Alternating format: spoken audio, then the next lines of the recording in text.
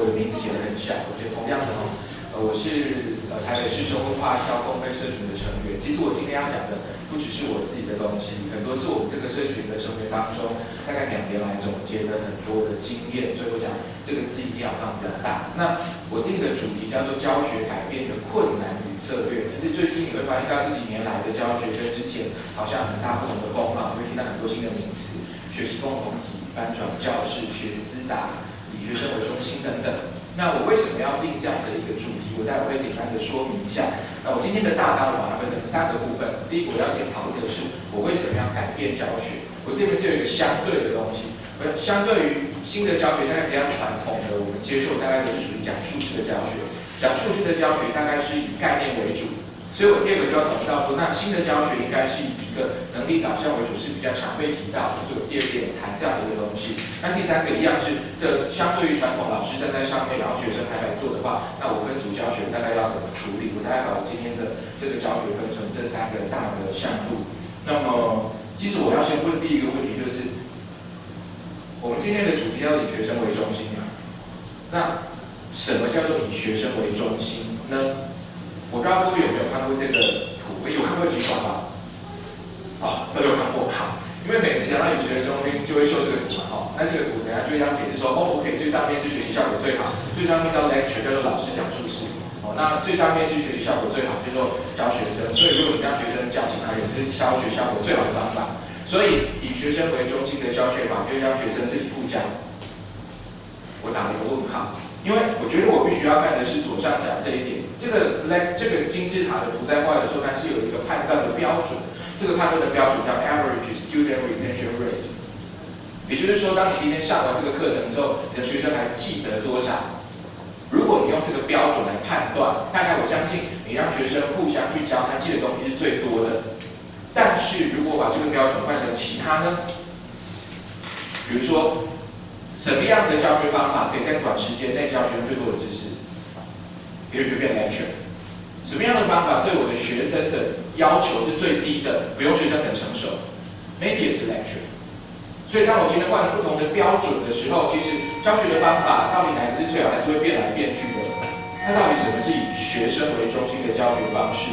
我会这么称呼它我觉得以学生为中心的教学，它是一种反过来的教学模式。怎么说呢？在我们的课堂当中，大概很常见的2大元素，第一个就是教学内容，就是老师你怎么教，不管你是讲述式、分组、实验等等都好。第2个就是学生就成长，他的成绩进步了，他会的东西变多了。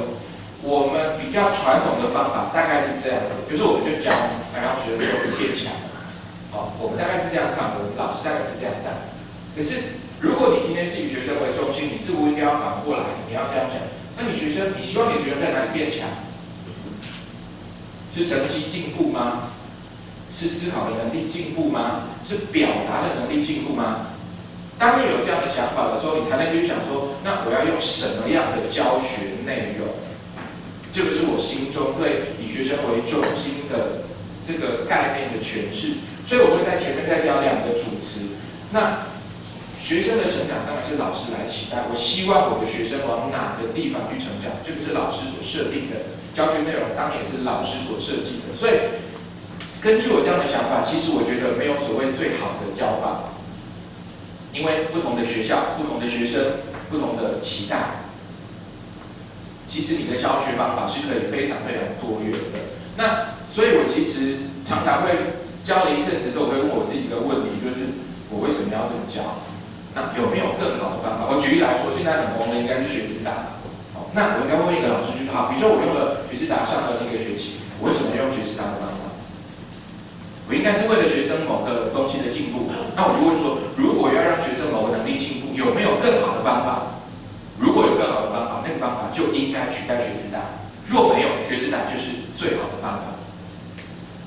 所以当我遇到不同的情况的时候，其实我会一直不断的去思考自己，因为我觉得教师往往会陷入一个惯性，就是我就一直分组上课，那为什么要分组上课？我当然可以讲很多理由，可是那是不是你当初你希望你的学生成长的最好的方法呢？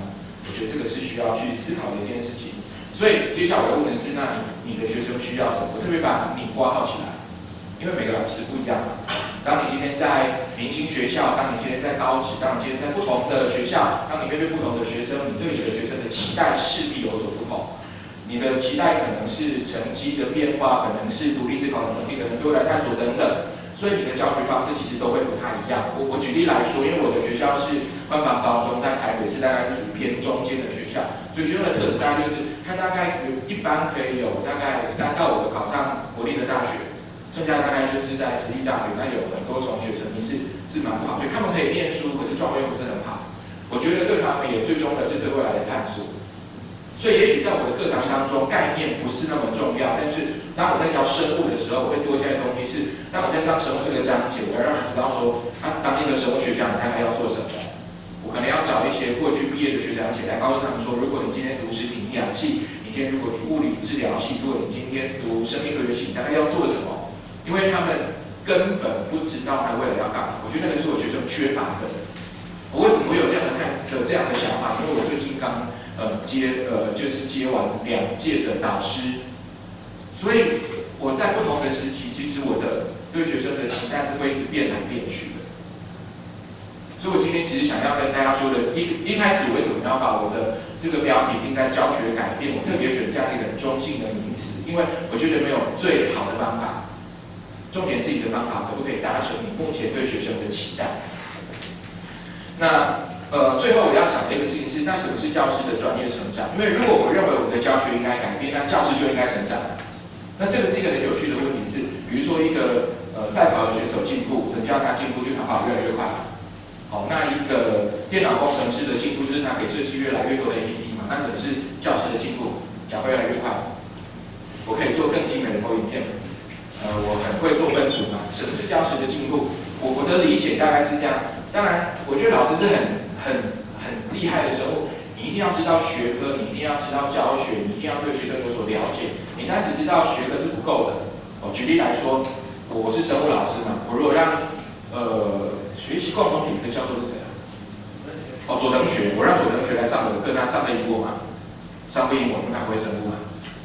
那我说生物最强的，可能中研院的诺贝尔奖的生物奖得主来上我的高中的课程，学生一定倒一片嘛，因为他不会上课嘛。那我说好，我找一个补习班的生物名师来上我的课，他可能前几个周他会上不赢我，因为他学生不了解。所以你会发现，我原来老师对学生的意义是很独特的。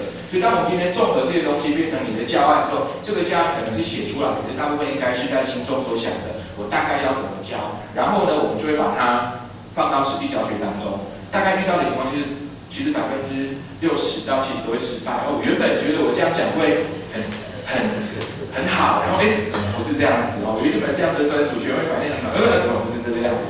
这个情况是很常发生的。然后呢，我们就会去做反思回馈。我应该要多读一些专科的知识，我是把那个地方读得更懂。我可能要有哪一些新的教学技巧，我可能要对学生有一些多一点的了解，不断的修正。我为什么要在这个地方特别提这样的东西？原因在于，所以没有任何一个教学方法可以很完美的直接丢到每个人身上就完全适用，包含我今天所说的东西。所以我不可能跟你说 ，OK， 你就这样上，你就成功了，这个是不可能的事情。所以我的题目叫做我在教学改变遇到的困难与策略。我想要跟各位分享的是我做的改变，然后我遇到哪些困难，我用哪些方法去克服它，然后有些克服了，有些产生更多的困难。其实我觉得我的想法跟配号是一模一样。那我希望各位在听到我的这样的一个心路历程的时候，那回到各位的教学的场所当中，或许能够做一些改变。那更重要的是，各位可以看在这个 cycle 当中，一般如果我们去参加大部分的研习，大概都是以学科知识为主。我想各个学科中心大概都是做这样的事情。那什么样的一个团体可以帮助你做反思的修正？其实我觉得一个共备的社群，一个伙伴是非常非常重要。你即使不是一个固定的社群，偶尔跟办公室的人聊聊天，我在上课的时候遇到什么问题，你有没有什么想法？我觉得这个是老师进步一个非常这个重要的一个途径。好，那接下来我想进入这个主题的方向。第一个我想讲的是概念跟能力导向的教学设计，我会比较把重心放在能力，因为我相信各位老师大概对概念的教学应该都不太会有什么问题，这个老师应该都是非常强的人。那第一个问题就是，那能力是什么呢？我觉得这个其实还蛮有趣的哦。就是比如说我是生物，我如果要我教生物，我可以讲很多哦。生物包括遗传学。这个细胞学、动物、植物、演化、生态等等。那如果你是物理，可能有力学、电学、光学、近代物理，我讲的对吗？哦，那可以有这样。然后每个学门都可以延伸很多哦。所以如果让你讲什么是生物、什么是物理、什么是化学、什么是理科，我想在座每位老师可能都可以讲个3年没有问题。好，那我反过来，什么是能力？我们对能力了解多少呢？那反过来说，一个对生物、对物理不熟的人，他可能把物理跟生物教好吗？不可能吧。那一个对一个能力没有一个比较明确了解的老师，他有办法把能力教好吗？可是我觉得，这个是我们很多老师共同遇到的问题，包含我在内。我觉得我对能力其实也都很缺乏，所以我今天的这个地方，我没有设定说我要教各位能力是什么，因为那个太多了，我自己不是很了解。但是我大概提一些，我觉得我比较常看到的是，也许可以帮助在应用方面的，给大家一些，当你要去教能力的时候，有一个比较清楚的架构。第一个是属于一般性的，这个各位以前都念过，对不对？哦 ，Bloom 哦，认知、情意、技能。所以你如果看到看到红色框框就好。他在那个地方提到应用、分析、评鉴、创作，我大概可以知道，我除了去教他背某些知识之外，我可能也让学生去应用知识，这是一种能力。我可能让学生去分析知识，让他去利用知识去创作某些东西。当我对能力的架构有所了解，我觉得我在做能力的课程的设计，我会大概知道怎么进行。但这个 Bloom 的历程项目是各科都通用的。那所以接下来我要谈的是，那我们自然科有哪一些是属于我们自然科重要的能力呢？像有一个东西叫做社会科学议题，叫做social science issue。不然会有听过这样子的课程，比如说你今天要讨论到核四，是要盖还是不要盖？化学农药好还是不好？基改食品你要不要用？这个其实是很重要的公民能力，因为现在如果你要核四公投的时候，他们就要投下那一票。那这个东西有对或错吗？没有，可是我们在学校里面，你就是有对跟错嘛，所以这个能力我们是从来没有培养。然后我们要让学生去做这么重要的投票，那不是很恐怖的事情。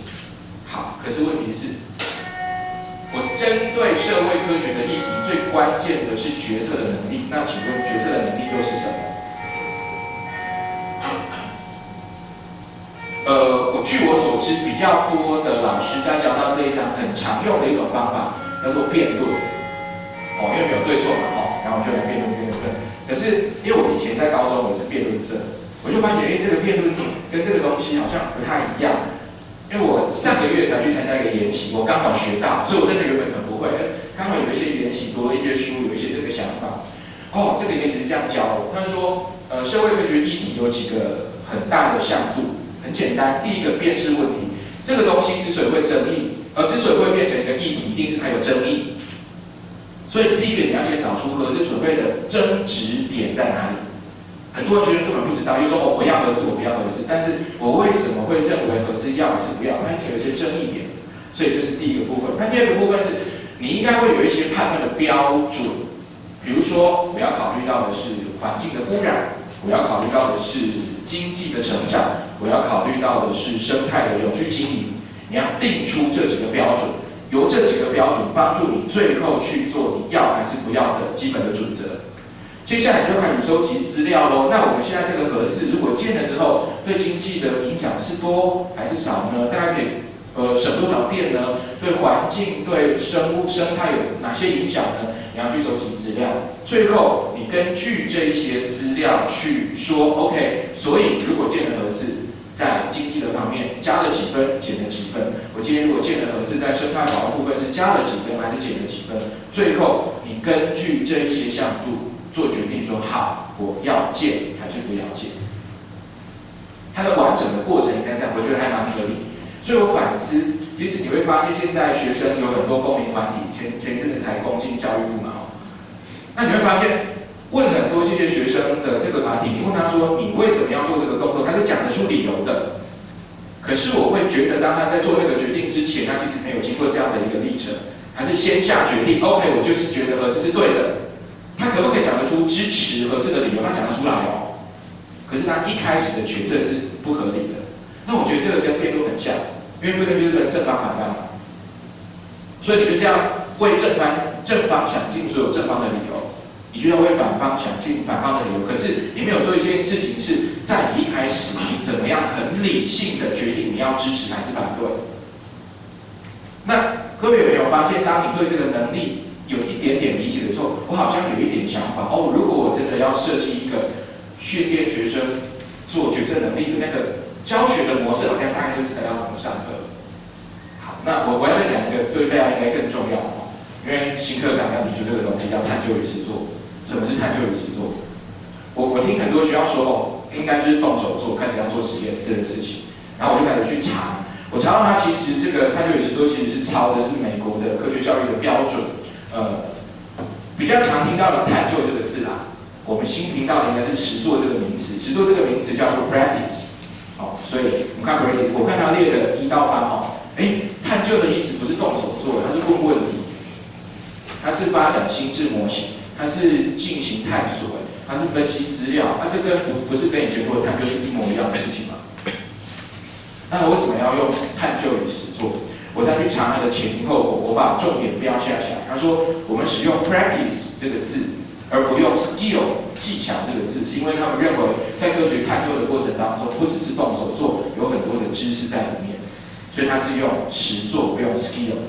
那我为什么今天不用 inquiry， 就是以前的探究这个字？它的原因是因为 inquiry 探究这个字被用的太多了。他为了要跟他以前的探究做区别，他特别用了一个新的字，所以其实，现在的 practice 其实跟我们以前所认识的探究其实是很类似的。那有没有发觉？我猜啦哦，也许如果很多学校在没有很深入去了解什么是探究与实作的内涵，直接去做课程设计，它就会变成一堆动手做的东西，而缺乏了里面你对资料的解读、问问题这种心智型的探究。所以我觉得我们真的应该要对能力有多一点点的了解，才会知道说怎么样去设计一个更符合能力的课程。好，那接下来我要讲到的是，我现在把概念这个字拉回来。那什么叫做概念与能力导向的教学设计呢？一个我们传统大概都是这样上的哈，单元1我要上什么概念啊？单元2我要上什么概念？单元3我要上什么概念？现在我也需要加到一个事情是，当我在教单元1的时候，我顺便要培养什么能力？我在教单元2的时候，我顺便要培养什么能力？一个很简单的问题，教能力比较重要，还是教能力比较简单，还是教概念比较简单？应该是概念吧，对不对？你可以用5分钟就教一个概念，可是你绝对不可能用5分钟教学会一个能力，所以这个能力的时间一定是很长的。所以你也许会在第1个单元、第2个单元、第3个单元到第4个单元都要同时训练某一个能力。那经过1个学期之后，你可能看到学生问问题的能力成长；你可能经过2年之后，发现学生表达的能力成长。所以你其实不用特别去设计一个能力的课程，因为它就直接融入在你的概念当中。我举一个例子来说好了，我以生物科举例哈，有一个问题是这样子，问题是黄体素的功能是什么？我可不可以请问各位，这样的一个问题是在培养学生的能力还是概念？就是概念，因为你背嘛，你只要看到课本哦，黄体素的功能就是有促进子宫内膜增厚，你就知道。好，那我怎么样去问一个比较是培养到概念又培养到能力的问题？我也许会换个问法，我可能会用第2种或第3种问法。第2个问法是这样子，我说的是黄体素是避孕药的主要成分，请问为什么黄体素可以作为避孕药？可能要稍微动动脑筋。第3个问题是，那口服避孕药如何防止受孕？我说2个问题，可不可以请各位告诉我哪一个问题比较好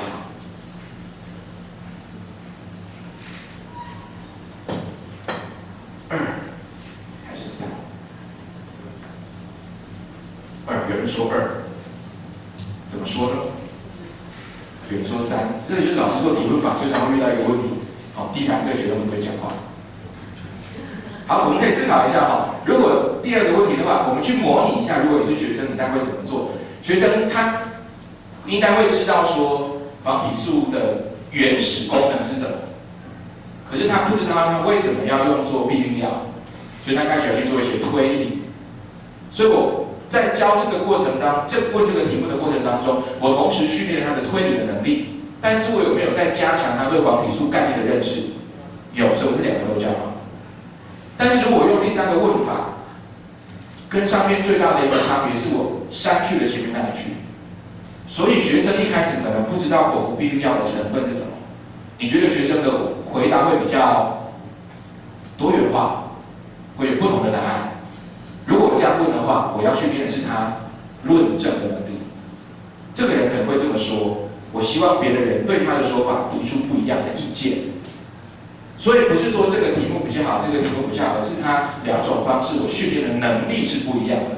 那当然，如果你用下面这种方法，你要留的时间就比较多，你可能要学生可以上网查资料等等。那我再用最后一个例子哦，换个问法，好，维骨力就是讲到能 Q 那个东西哦，是否能保护软骨？我当然这一定有训练到学生的能力嘛。可是为什么要出这个例子？因为课本没有教维骨力。这个有没有训练能力？有，但是它是不是课本的重要概念？不是。哦，所以大家可以理解说，那什么叫做概念与能力导向的问题设计？其实我可以在一个问题当中，同时把2个东西一起训练起来，这是一个比较简单的例子。那下来有很多例子，这个一看就知道，这个是资料判读的能力。我不知道各位有没有看过这种题型？这种题型出现在哪里？学测嘛，就真的学测的考古题。所以其实能力的培养的问题没有离我们那么遥远，学测一堆题目都是属于这样的题型。我们过去只是拿来考试，它其实可以直接变成我们上课的内容。你学生在解这个题目的过程当中，就是培养他对资料判读的能力。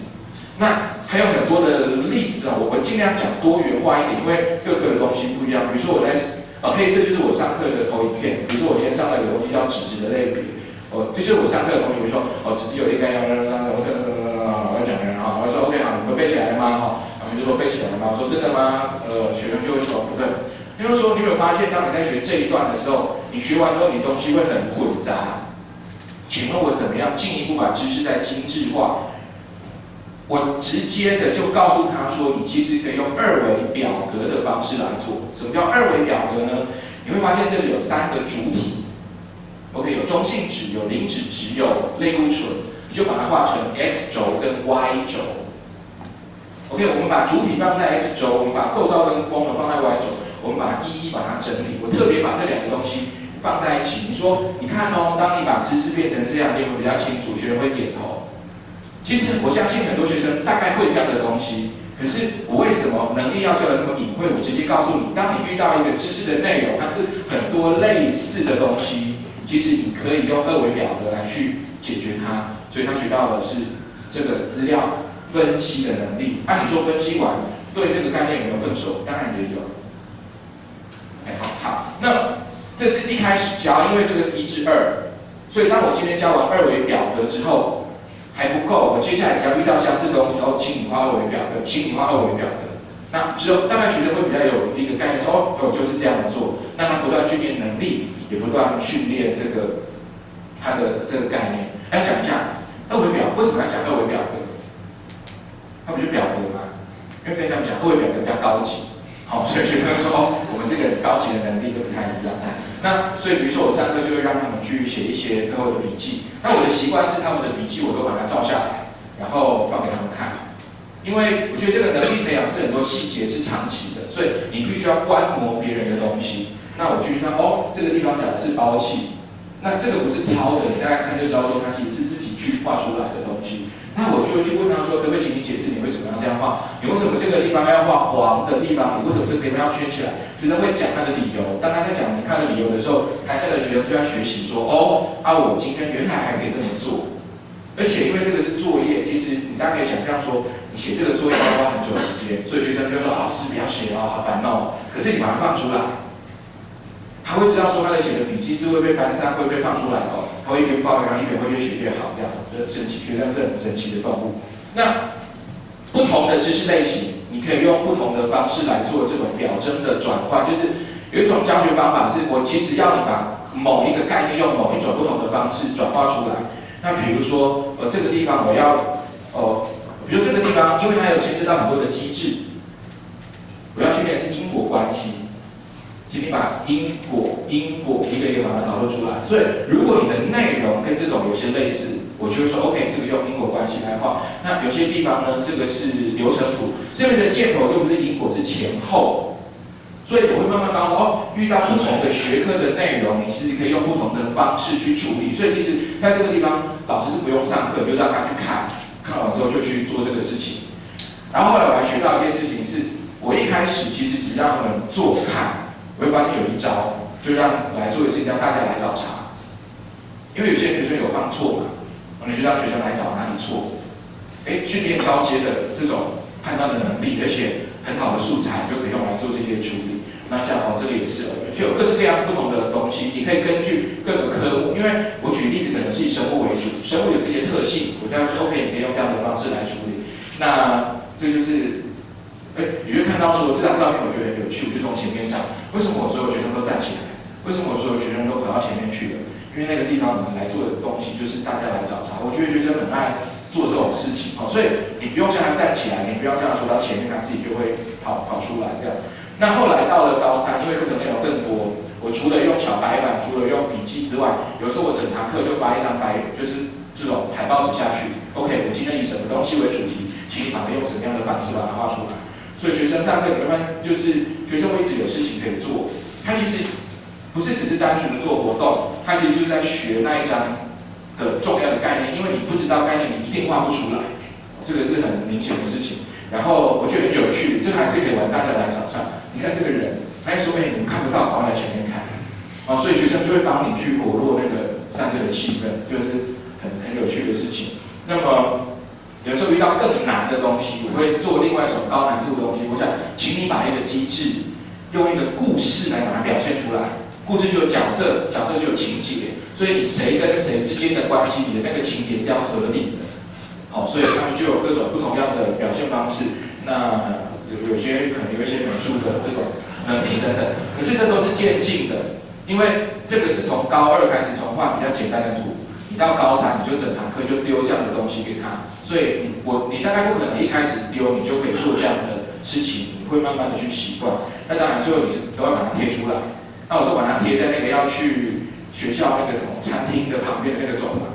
因为那个地方会比较多人看到，然后他们就会比较想画这样。那因为我常常会让学生去写笔记，有时候我会常常在笔记当中发现一些很有趣的东西，像我就发现他写的这句话，我觉得很棒。他话是这样子，他说这一章的渗透压有一些想法，还要再好好想一遍才通。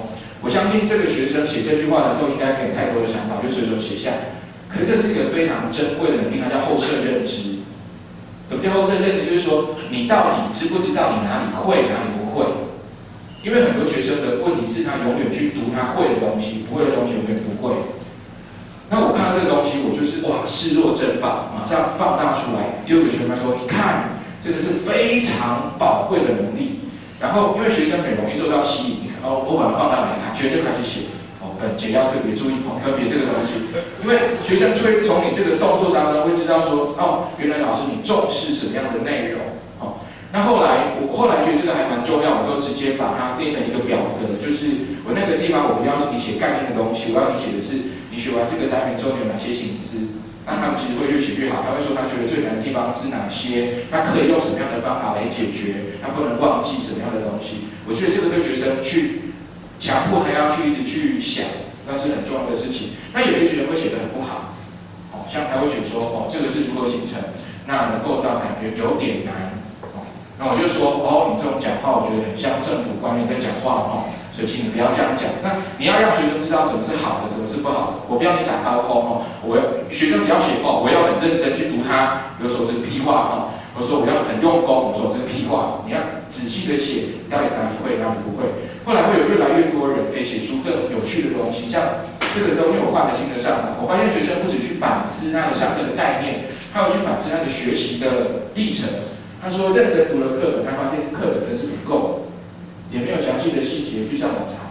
学生会说课本真是不够，怎么可能？对，因为学生一定抱怨课本太多嘛。那是因为，可是学生其实课本真的不够，因为课本受限于课纲。所以他不能写很多东西，可是为什么过去都不会有这样的想法？因为老师都把它补齐了。所以我那个地方的上课的方式是，我要它以概念为中心，我要你了解某个概念，请你看课本查资料去把它弄懂。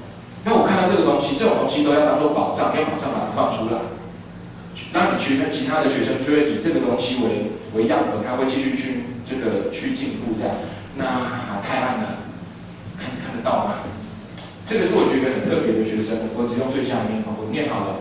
他发觉其实我太强权了，在我们这组发表最多的就是我应该鼓励同学多多发言，不然在讨论的时候，同时没有办法发言，因为我感觉他们都在等我。他不是反思概念，不是反思历程，是反思他在小组互动当中的模式。因为前一节课我就提醒他们说，想想看你在小组当中扮演什么样的角色。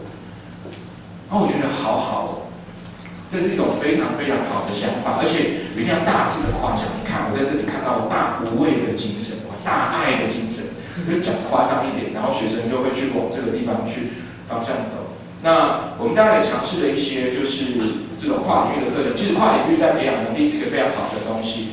我觉得不要为了跨领域而跨领域，而是因为跨领域它其实比较贴近生活的真实面。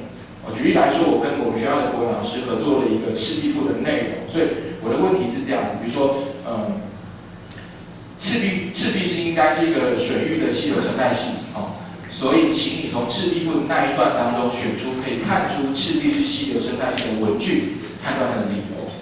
那各位可以思考，当我问了这个问题，他要不要看懂赤壁赋？要。他要不要了解水域生态系有什么重要的概念？要。那他要不要去运用一些高阶的思考能力？要。这个就是我们想出了一个就是概念跟能力的一个很好的问题。所以像比如说第二题第二题他说月出于东山之上，月亮从东边山头爬了出来，可见附近有山。推理那他知道溪流属于流动水域，溪流发源自高山，这是一个很好的论证过程，它有很好的一个基础。那所以那座山可能就是溪流的发源地。我看到这样的东西，我觉得很好，这个是一个非常好的这种作品。那我们也尝试了这个北投流穴句，好像越来越多学校也都针对这个北投流穴句做一些课程的开发。北投流穴大家就是讲，就有一个人叫郁永河，他从清代的时候从大陆那个地方来台湾，然后就去北投采人的一个故事。那我们这个地方是结合了国文、地理科跟生物。所以那个时候我们用的方法是，我们老师没有跟着学生去，我们是事先去过，然后叫他们自己去，然后我们就给他一个包包，就北投流穴探险带，然后第一我们把国文的课文印给他，因为人家到那个地方拿课文去对照，所以有国文。然后我们有 GPS， 因为你要去做地理的定位，有 GPS。然后这个地方有温度计，有石蕊试纸，还要去做一些东西的测试，所以有地科。那我才想不到生物要放什么。那我想到，你要补充能量，所以我给他一个小粮食这样，所以就整包都有。就是因为我的可能比较没有办法给，包含就带这个东西出去。那他除了这个东西之外，他还带了一份学习单。我们的问题大概就是这样，就是因为我们老师没有跟着出去，所以我们跟他说，请你上网打卡。那因为我们当出去的时候，其实已经定好那个经纬度，我在这个地方。所以他们到的地方，他们就要打卡，然后说他们那个地方看到的那个景象，大概跟那个北投流穴句当中的哪一句的那个文句是吻合的。那一天他们出去，老师就在家里就看说，OK， 好，很好，就遥控他们这样子。那可能还有一些学习单是这样比如说这个都是属于对照课文当中的文句，你要去找出来什么是白气屡屡，什么是地热如炙等等。那有一些是属于解决问题的能力，比如说这个可能太小了他们有一句叫这样，叫衣染流气，累日不散。衣服染到流气，很多天不会散掉。那我请他设计一个方法去研究这个过程，你怎么知道它是累日不散？那学生用的方式这组学生我觉得还蛮聪明，因为他们有带那个化妆棉。他就把那个化妆棉去在那个流气的地方，就是悄悄的，然后把它放在一个夹链袋当中带回来，然后每天打开一次，看到几天之后，你的那个流气散掉。那这个就是一个很贴近事实生活的解决问题的能力。那像还有这个也是很应用的，就因为在那个地方好像有硫，所以很多金属会变化，对不对？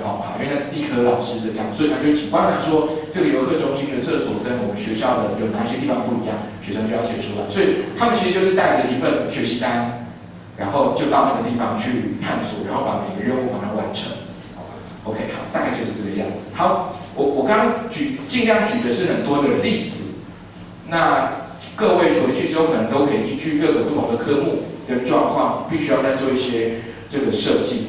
那第三个，最后我想要讲的是，这个分组教学的策略哦。好，因为很多人在做分组教学的时候，其实会带来很多困扰。像丁佩浩刚刚大概也是有遇过这样的问题，我也是，我们学校很多老师也都是。那这是我们学校某个老师在我自己的导师班上完，然后引起很大的这个回响，所以学生就写了这样话，他说哦，对于这个课程，就是他用分组方式来上课。他说其实我比较喜欢我们的上课的方法，因为老师上课他觉得很好啊，而且有举例啊很清楚，而且他听得懂。老师上课他听得懂。那反而变成分组上课的方式之后就不适应，进度有点慢，而且都没有听到，所以学生真实的心声。所以那个时候其实在我们班闹得蛮大的，所以那个时候我在我们班还请他们写一封周记，就说这个周记就写作给这个老师的一番话，那希望对同修做一些了解跟化解。可是我们不可讳言的是，当我们今天包含我自己，包含很多我们社群的伙伴，其实在尝试分组的时候，其实都遇到类似这样的困扰。我大概整理一下哦，分组教学会有什么困扰？第一个，学生不习惯讨论，因为学生从小到大都习惯听老师讲，所以当你叫大家讨论的时候，你如果没有用一些方法，他就是坐在那里等，你像听食物这样好，那第二个是最常提到进度落后，因为讨论就耗时间嘛，那就教不完。所以很多老师说，其实不是我不想，是因为进度会教不完，所以没办法。第三个其实跟刚刚佩耀所说的一样，都是学生在讲，那学习的品质好吗？老师很厉害嘛，我们很条理很清楚，讲都是对的，我有办法教给他吗？那问题就出现，如果今天分组教学有这么多的困扰，我为什么要分组教学？需要思考这样的问题。那我想从一个东西来看，我刚所说的能力跟概念导向，它是一种教学设计的方法。分组教学其实是一种师生互动的模式。所以我试图从师生互动的模式来去解释分组教学到底有哪些优点跟缺点。我们应该可以把这个东西完成，对不对？我们用箭号来表示那个互动的过程。如果是教师讲述的话，那个箭头要怎么画呢？同学们请告诉我哦。哇，你们都比出来很厉害哈，对，就是这样子哈。对，老师就是讲，然后学生就是听。各位思考一下，如果这个时候我问的问题是我刚所说的那种很挑战能力的。可不可以是这种讲述法？也可以啊。所以有没有人规定说，当我今天教能力的时候，一定要分组？没有。所以分组跟你的教学设计是两回事情。所以即使传统的讲述提问，其实这都属于这种类型，因为你的互动的过程是从老师丢给学生的。最大的优点就是所有东西是你控制，所以你可以问很精准的问题。学生问的问题都比较白痴，都比较乱这样。那比较常见到的是，有些老师他的分组上课是所谓的学生分组发表，还有分组，然后就定期上来发表。可是可不可以告诉我，这个箭头要怎么画？我又看到有人画出来了，哇，太厉害了，应该也是这样画。各位发现，其实它跟左边一样，他只是把老师的角色换成学生，而且这种通常教学效果如果没有训练好的话会很差。因为第一个学生不是很会讲，第二个台下同学不爱听上面的讲，所以我常常有时候我会看到说，有一些课室他会把班级的教室并起来，然后老师在上面一直讲，或者是同学在上面一直讲。那我说，那这个需要分组嘛？因为你只把它的位置分起来，你的流动的模式并没有改变。好，那学生分组教学的模式应该长什么样子？应该是这样子。所以你的流动的过程当中，是在学生的小组之间不断流动。当然，我不是说一定要这个，而是说这一种跟这种的互动模式有不同的优点跟缺点。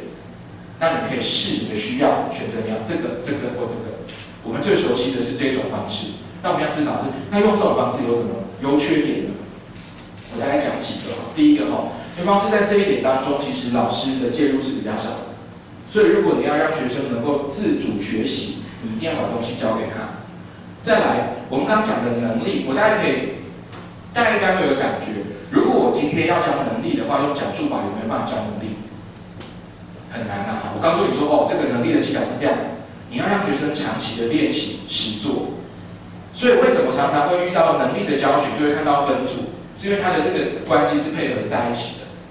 那而且还有一个很大的优点是，因为当你是用这一种或这种方式的时候，只要有其中一个学生跟不上你，啪啪啪啪你就睡着了。但是当你在这种方式的时候，你会发现全班的进度是浮动的，这个比较快，这个比较慢，这个又快一点，这个又慢一点点。所以即使你再笨，你还是有可能跟得上。所以如果在一个你的能力很多元化的话，其实这种方式是比较好的。好，可是问题又出现了，我们刚丢了一个问题嘛，可是有很多困难，你还是会遇到。你会发现这个困难的本质都来自于哪里？来自于学生。因为你把所有的东西都交给学生，学生就是不习惯考困难，他就花很多时间啊，那学习就很低落，这很合理嘛。所以如果没有解决这些困难，你的目的就很难达成。但是怎么解决这些困难，那就要看老师要做什么。所以我们就要用这个组去思考，在分组教学过程当中，我老师要做什么事情？老师要做的角色，应该就是让这个互动的模式转得越来越顺，进度越来越好，品质越来越好。所以老师要做的事情应该是这样。那我大概根据我自己的经验，因为我们社群的老师几乎都是很多都是用分组教学，我统整大家的经验跟各位做分享。第一个，老师要做引导跟总结，因为这种高阶的东西是学生做不到的。你要在一开始给他一个大概的路线 ，OK， 这门课的重点我大概要上什么，做这个统整。这个是学生讨论做不到的事情，必须要老师来做。第二个，你要让学生去转，你一定要有一个很好的学习任务给他，所以你要帮助他把学习任务设计好。所以，比如说我们刚刚所说的很多的问题、很多的表征的转化等等，都是一个很好的学习的任务。第三个，你要加速它的流动的进行。所以我就只针对2跟3点来提出一些我们的小心得哦。第一个哦，那时候这个设计用户部分，我觉得是难易度的选择很重要。好，我要问你们了，我们要选择简单的问题，还是要选择难的问题呢？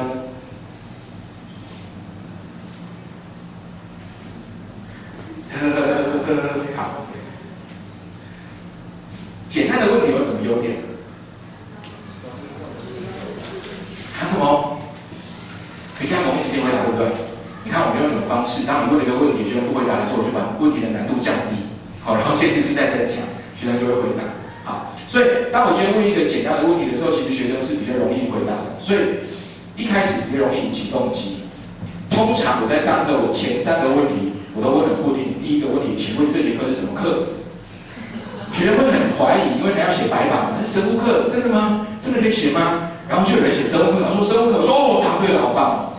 所以一开始其实只是让他习惯说，哦，原来我在上课的时候是可以动，你是可以讨论的。然后第二个问题是，请问我叫什么名字？第三个问题是，请问你们导师叫什么名字？然后先从最简单的问题着手。那像有些老师设计是这样子，一开始的问题，他问的是学生不用翻课本就可以回答的问题，那学生就比较容易进去。第二个阶段呢是，他要查课本能够找到答案的问题。第三个阶段是，即使你连查课本也查不到，你一定要跟同学讨论的问题。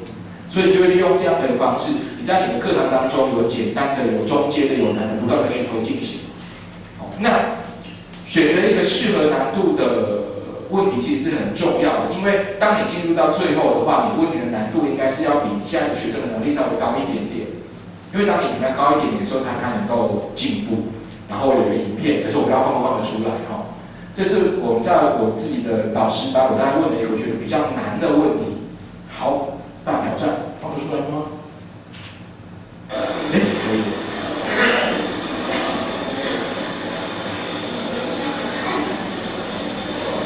所以各位请看，他的教学的互动是在学生跟学生之间流转，他们没有很快的找出问题，因为这个问题难度比较高，所以他们要讨论，他们要去查课本。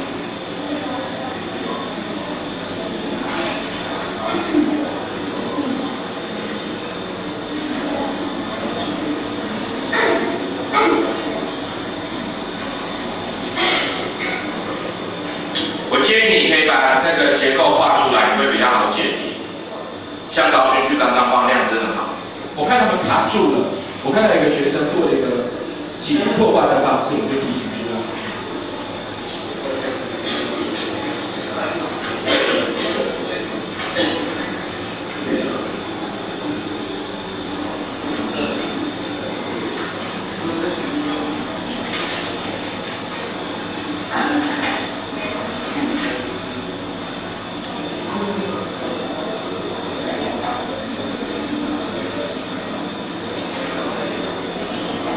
所以其实可以看到，从刚刚到现在没有任何一组的问题出来，可是我很享受这样的过程，因为在这个过程当中，其实就是学生的学习能力真正在进步的时候。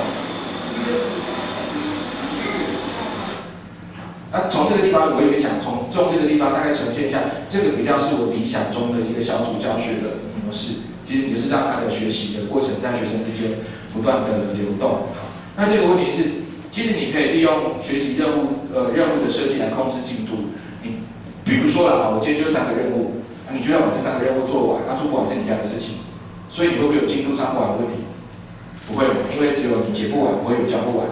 那有的时候我还用一种方法是这样的，就是像我就这是比较成熟的时候，我在用右边我就画了一个表格，我就说 OK， 这个地方我要教这个，你要解决完这个问题，然后分组下来。我说如果你把那个问题都弄好，请你来找我，我就去你那一组，我随便抽一个人问，会有我上去打勾，他们就有竞争的压力嘛。那组都弄完就弄完，那你去那一组你就可以很敷衍，就问那个最烂的那个。然后他就答不出来，说 OK 好，继续，然后其他人就瞪他，就赶快教他，把他教会的。可是不一定，因为每一个人还有每一个学生的互动关系不一样，在做这样处理的时候，其实有很多妹嘎嘎在里面。所以我大概，因为我一开始其实进度都弄不完，因为我都觉得我一定要等所有的学生讨论完才结束。可是我发现那个是很恐怖的事情。所以我就会利用学习任务的设计来控制进度。那第3个，其实我们常常会在小组讨论上面看到这样的画面就是每一组学生的讨论成果都出来。我一直在想，为什么讨论会耗很多时间？最大的时间几乎都耗在你对问题的解答，就是你对任务的检核。因为学生答案出来了，老师要跟他说对还是不对嘛？你原本如果是直接上课，你就跟一个人讲好，现在你有10组。OK， 这个讲解是这个讲解是这个讲解是，你1节课你上2题时间就没有。所以我要怎么样去跟学生确认说你的答案是对的还是错的呢？我们的建议是，你可以根据你的学习的任务做分类。比如说有一些是很简单的，记忆型的、背诵型的，你根本不用公开，你只要走到每一组，然后你去看，因为他们都会写学习单嘛。比如说这里有4组，你就说 OK， 你写的是对的。那你就走，因为他们就会去看他的，其他组的人就来看他的，所以根本不用公开。所以最简单的这样处理就好。有一些比较难的，但是它应该是有正确答案的，你也不用全部都上来，抽1组就好。不管你是随机还是有的抽组方式，1组就好。但是如果你觉得你的这个题目是有很多的多元性的，是很可以让学生去做辩证跟讨论的，你就要丢上来。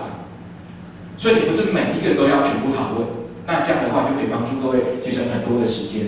这个才是我们的一些心得。好，那么接下来我要讲的是，那我怎么样在小组讨论当中去串联互动？我把它分成2种情形。第一个是调让他们正在讨论，通常遇到一个状况，比如说你走进某一组，学生就会问你说：“老师，这个地方我不会。”你们应该很清楚，对不对？这个时候老师要怎么做呢？我可以直接告诉他答案吗？不行，为什么不行？因为你的责任是要串联他的互动，所以通常你要做的事情是，你就把它转给同组的人嘛。你觉得呢？或者是他说：“老师，我这样做对不对？”好，你可以说给我听，全组人说给我听。那我帮你说，你这个地方哪里对还是哪里不对，尽量不要直接帮他回答。那除了做组内的串联，你可不可以把它串联到别的组去？也可以，比如说，我在这个地方看到这个地方，某一个组提出一个很好的问题，暂停。这一组提出一个问题非常好，所以其实那个东西原本应该是老师讲的，但是你把他那个好的东西都丢给学生，所以你可以去做这样的一个事情。那么，假设我今天的讨论都已经结束了，那你现在是要对学生的回答去做评论，我们要怎么做呢？我们做一个比较简单的假设，现在学生回答 OK， 这个问题非常好，完全正确，怎么办？好，很好，结束了。可是你要看到当你今天是 A 回答的时候，那 B 会不会？不知道啊。所以这个时候我们可以做一个很厉害的技巧，就是这个时候你会问全班说你们懂吗？听得懂吗？学员就会点头，然后就找那个点头的人说 ：“OK， 请你把他的回答用你的话再说一次。”所以他就不太敢乱点头啊。那他就说：“哎，你说的东西对不对？刚才你要再说一次。”那你大概用这样的方式试个2、3组，你大概就有确认班上差不多应该差不多都会，不是只有这一组会。而且我觉得更重要的部分是，你不只是跟他说对还是错，我觉得你一定要树立典范。你要跟他说 ：“OK， 这个回答很好，因为他用了数据来回答这个问题。OK， 这个回答很好，因为他引用了课本哪些地方来证明。这个回答很好，他为什么好？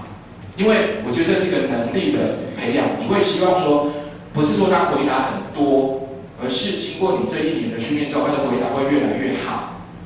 所以你不只是跟他说对还是错，你要告诉他说这个是我喜欢的回答，你要用这样的方式来回答我。好，那同样的有好的回答，就有差的回答。差的回答中比较难处理，就是遇到一个学生讲得很烂，那怎么办？一开始我不太敢骂他，因为我怕说我骂他，他就不敢讲，所以我就很害怕，我说尽量讲。然后就发现他都讲很烂，然后到底是要骂他还是不骂他？我觉得有时候话术很重要。后来我也是跟别人学的，我就跟他们说哦，其实比讲的对更难的是，讲的是错的，但是听其实是对的；讲的是错的，可听起来很对，这个是最高难度的讲法。而且当你讲出这样的答案的时候，其实你可以帮助全班厘清所有概念，哦，功德无量。所以其实你还是可以有批评他的角度，但是他不会认为说他讲的是错的会丢脸，他可以为全班当做这个错误的路标，所以这个用这样的方式来回答。那同样的，当你学生讲一个错误的答案的时候，老师怎么办呢？你们也知道怎么办，对不对？可不可以直接回答他？尽量不要嘛，有很多的时候，有很多老师会直接这样做，就是 OK， 有没有别的答案？我的建议是，你可以用其他几种方法。第一种是，请你不要直接问别人，问他3个字怎么说。有很多时候其实是他讲不清楚，怎么说，请你再多讲一点点。而且你可以用的一种方法是，你去问别组，你认同他的答案吗？不是叫这一组讲他的答案，你是要问他，你认同他的答案吗？所以他一定要先听他在讲什么。那如果你不认同的话，那请你提出你的想法。所以我不是说 OK 你对哦，你错 OK 你对了。我们依然要让那个对话不断的在组别之间流动，所以你的话语可能是要这样来处理。那同样的，当你在做这个错的当中，其实你也是不断的在建立判断的标准，因为有很多状况是这样，就是学生其实是一直在猜老师的答案，然后老师会说哦，我差一点点，再近一点哦，然后再差一点，再近一点，那学生其实就是老师反正就是你说的对了。但是你要告诉他说，为什么这个答案才是正确的？你的判断的原理是什么？跟刚刚其实是一样的这个道理。好，那么好，因为时间有限哦，那剩下这些东西我就不讲了哈。那我大概就是分享这样子的2个内容。那我想剩下的时间就想说，看各位有没有什么样的问题，就是配合跟我们一起来跟大家做讨论，这样子，好吗？好。谢谢郑焕老师。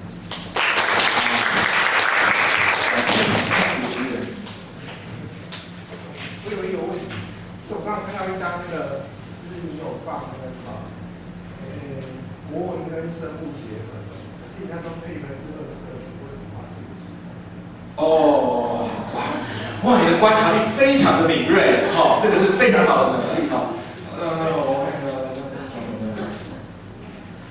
哪里啊？不是，还是50/50啊？就是我为什么要打2个分数，就是让学生觉得说这个是国文老师打的，这个是，不对，这个是国文老师打的，这个是我打的分数，因为我让学生哪一个20？哪里有20？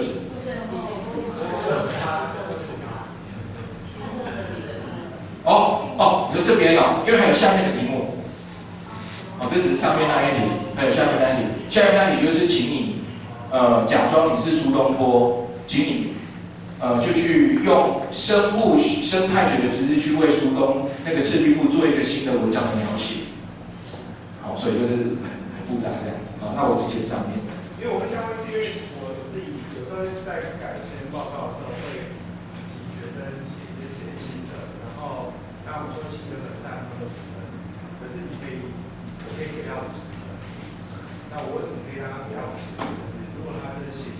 超出我们意料之外的构想的时候，我会给他，就让他们好奇说是不是也有这样子的空间在。好，那翻译老师们对我们刚刚的2位的分享，然后给予一些建议，或者是给予一些讨论啊，谢谢。我想请问说，像班上有些同学完全不想参与，那他也就是他完全不 care 你的话，那在带分组的时候，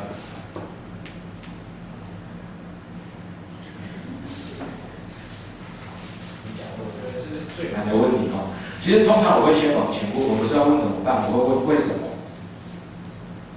为什么他完全不想学？那我在课堂上，其实我不会刻意的去做这样的事情，我大概都会去问他说：你怎么了？你有没有需要我的帮助呢？类似这样的问题。那其实我后面有放几个例子哦。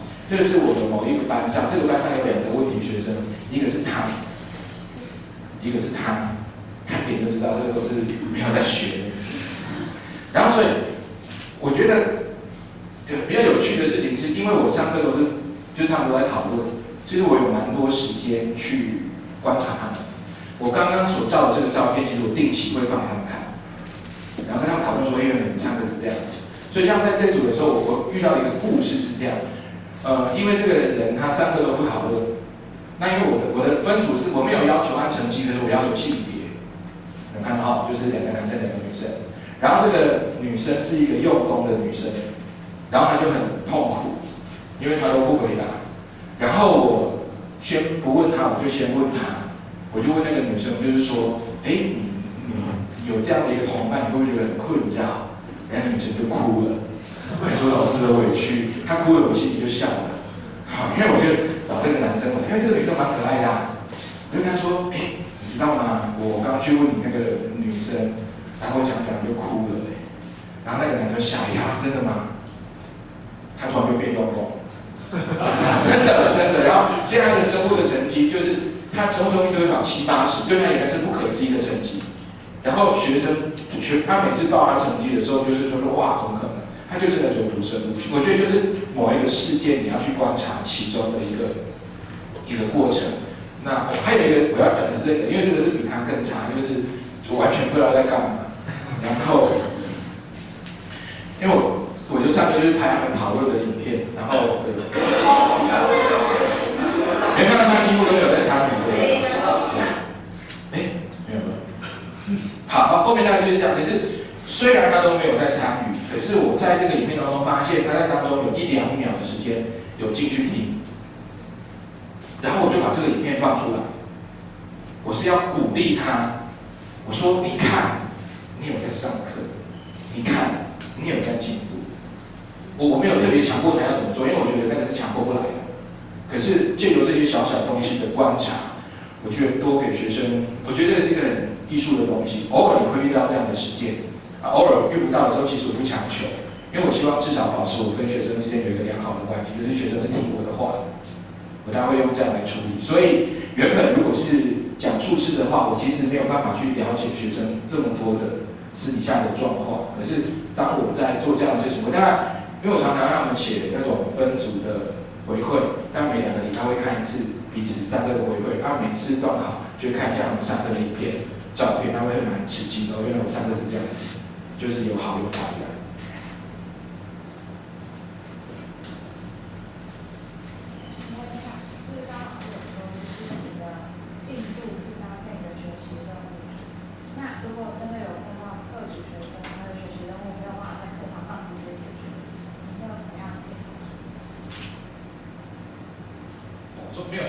没有办法在课堂上解决，那我就不理他。因为我的关键是就是说，学习的责任是在你身上，不是在我身上。那当然，你课堂上要这样讲，可是你私底下去了解说，那你为什么不能够完成？那当然有没有遇到特殊状况？比如说，当你遇到特殊生的时候，你必须要给他额外的特殊的学习的任务要去处理。因为我觉得是有一套想法，就是我们常常会帮学生想太多，可是会变成说到最后就会变成糟糕，上铺问你，我不知道会有这种经验，很多老师1个小时分组上课，上课上不完，到最后剩2个礼拜，那怎么办？好，回归原样开始调课，那学生就会知道啦，老师反正你最后就是会标嘛，那学生就知道说，其实老师你反正你会对我妥协。